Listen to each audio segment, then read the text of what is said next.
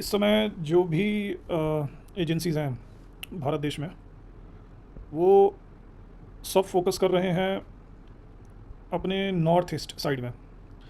इसके दो चार रीज़न हैं। सबको लग रहा है कि पाकिस्तान के साथ जो हमारा कॉन्फ्लिक्ट हुआ वो एक बड़ा टॉपिक है, और मैंने ये पहले भी अपने वीडियो में बोला था कि उससे बड़ा जियो पॉलिटिक्स हो रहा है इस समय म्यांमार में। दरअसल म्यांमार का जो पॉलिटिकल सिस्टम है वो पूरे तरीके से हटा दिया गया है, और वहाँ पे जुंटा जो आर्मी है, जुंटा कहते हैं, म्यांमार की जो आर्मी है उसने पूरा कंट्रोल कर लिया है।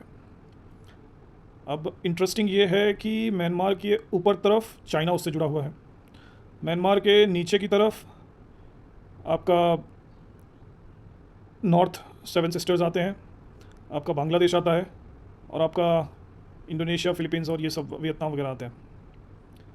तो जो बांग्लादेश का साइड है और जो समुंदर से जुड़ा हुआ है म्यांमार, जो रोहिंग्या का बेस होता है, वहाँ से यूएस उसको कंट्रोल करना चाहता है। दरअसल इनको कंट्रोल तो पूरा म्यांमार करना है, चाइना को भी यूएस को भी, लेकिन यूएस को जो ऑप्शन है म्यांमार में घुसने का वो बांग्लादेश के साइड से है, समुंदर के रास्ते। ठीक है, चाइना ऊपर से घुसने की कोशिश करेगा, करने वाला है। अब बांग्लादेश की फटी है गांड, क्योंकि ऊपर चाइना उसको मारना चाहता है। अगर देखिए, गेहूं के साथ घुन भी पिसेगा। गेहूं है इस समय म्यांमार, घुन है बांग्लादेश। तो यूएस यहाँ से घुसेगा, चाइना वहाँ से घुसेगा, और बांग्लादेश इस समय एक कट्टर इस्लामिक रूल फॉलो कर रहा है। तो वो यूएस का भी साथ दे रहा है और चाइना का भी। और यूएस और चाइना दोनों चाहते हैं कि इंडिया इसमें ना घुसे, भारत ना घुसे। लेकिन जब भारत के दृष्टिकोण से आप देखोगे तो अगर चाइना म्यांमार पे कंट्रोल कर ली तो चाइना का वर्चस्व इस समुंदर में बढ़ जाएगा, नॉर्थ ईस्ट में बढ़ जाएगा। तो इंडिया के लिए भविष्य में बहुत खतरा। और अगर यूएस ने कंट्रोल कर लिया तो यूएस का वर्चस्व बढ़ जाएगा, वो भी कहीं ना कहीं इंडिया के लिए एक सिक्योरिटी का थ्रेट हो जाएगा। तो भारत भी सोच रहा है इस समय, भारत की एजेंसीज भी दिमाग लगा रही हैं कि इस सिचुएशन में सबसे बेस्ट तरीका क्या है, किस तरीके से हमको एग्जीक्यूट करना चाहिए कि हमारा फ़ायदा इसमें ज़्यादा हो, और आने वाले समय में हमसे कोई वो गलती ना हो जाए जो 1971 में इंदिरा गांधी की सरकार ने किया था, या 47 के बाद नेहरू की सरकार ने किया था। दरअसल नेहरू की सरकार ने सिलीगुड़ी कॉरिडोर छोटा रखा था, 22 किलोमीटर का ही डिफरेंस है आपका नेपाल से, और वेस्ट बंगाल, सॉरी, बांग्लादेश में सिर्फ 22 किलोमीटर का विथ है इंडिया के पास, भारत के पास। एक सिलीगुड़ी कॉरिडोर है जिसको चिकन नेक कहते हैं। दूसरा आपका त्रिपुरा साइड में जो नॉर्थ ईस्ट है, नॉर्थ ईस्ट का निचला भाग, दक्षिण भाग, वहाँ पे समुंदर कनेक्टेड नहीं है।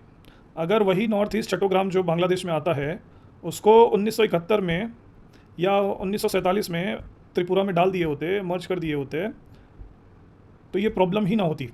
तो हमारा जो कनेक्टिविटी है वो समुंदर के रास्ते में भी त्रिपुरा से हो जाता। वो नहीं हुआ।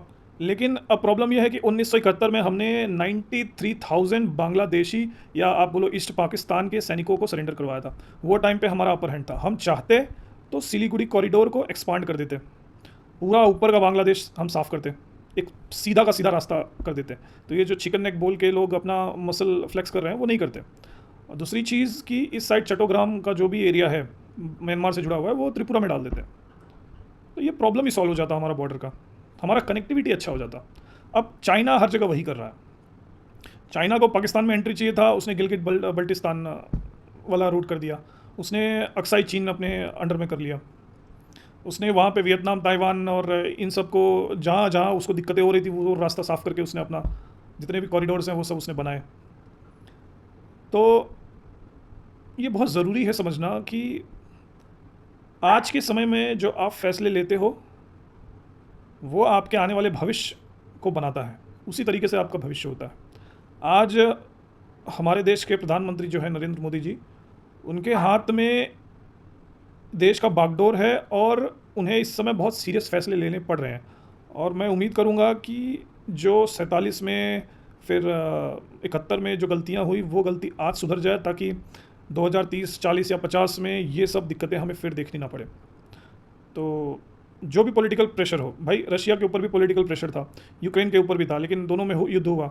आपका इसराइल से जितने भी जितने भी कंट्रीज जुड़े हुए हैं सबके ऊपर पॉलिटिकल प्रेशर था, इसराइल के ऊपर पॉलिटिकल प्रेशर था, लेकिन उसने हैंडल किया। अब उसको जो सही रास्ता लग रहा है वो उसने किया।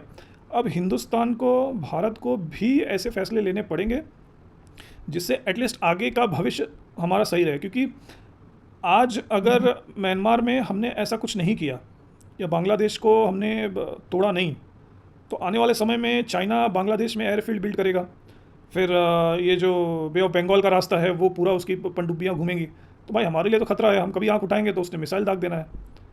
तो ये चीज़ समझना पड़ेगा, सो दैट हमारा जो सिक्योरिटी का इशू है वो आने वाले समय में एटलीस्ट थोड़ा सा कम रहे। जय हिंद।